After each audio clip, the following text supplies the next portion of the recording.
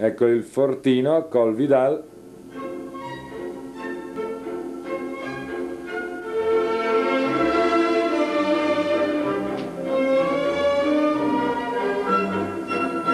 L'immagine delle tre cime è senz'altro suggestiva. Ecco i Cadini e il Monte Cristallo.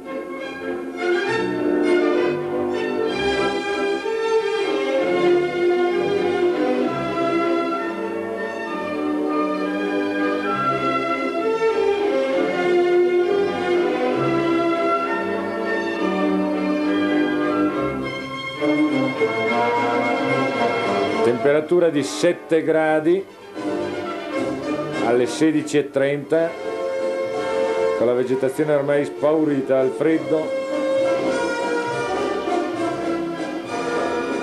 Ancora il tudaio.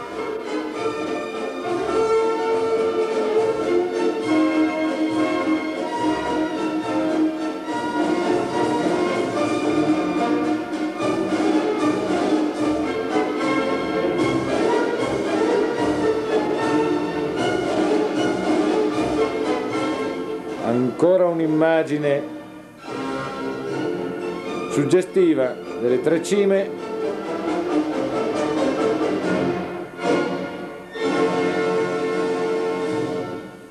Ed ora, sulla via del ritorno, un magnifico tramonto col profilo dell'Antelao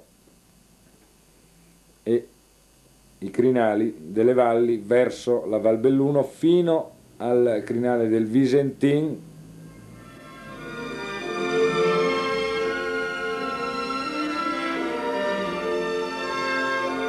Ancora il rifugio Marmarole, sono ormai le ore 17, ripetiamo, di giovedì 13 ottobre 83, una zoomata verso Bayonne, rifugio Bayonne, e insistiamo ancora un attimo su questo magnifico tramonto sull'Antelao.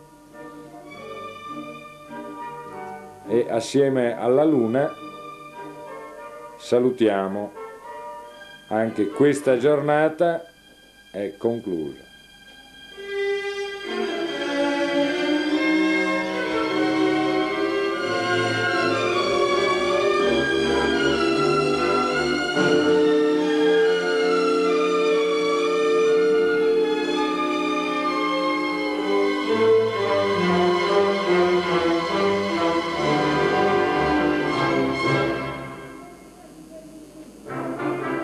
Verso Forcella-Spè, gli spalti, e come abbiamo detto la luna saluta e concludiamo le nostre gite.